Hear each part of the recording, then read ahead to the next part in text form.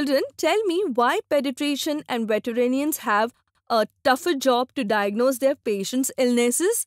It is because they have to deal with patients who are not able to tell each and everything they are going through.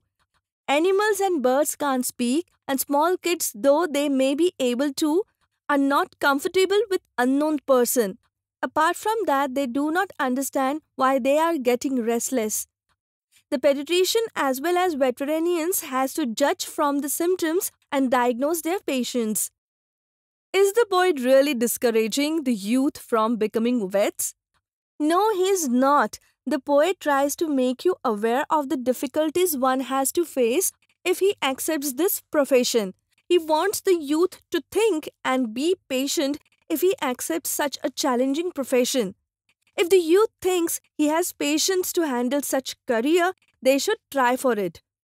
What precautions have to be taken by a vet in treating dangerous animals?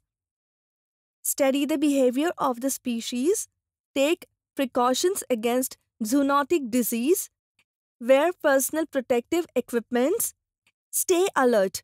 Well done. Now it's time to revise the meaning of difficult words from the poem.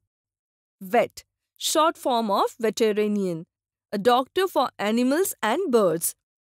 Competent, having very good knowledge and ability. Exceedingly, very much. A different inside, different types of organs inside the body. Groan, a sound of pain.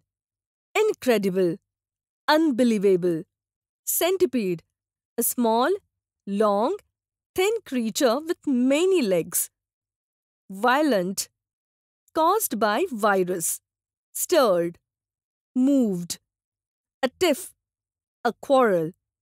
Keeper, zookeeper. Cannibal, one who eats human flesh. Omniscient, one who knows all and everything. Profoundly, greatly, deeply. Student, hope you enjoyed this poem. Goodbye.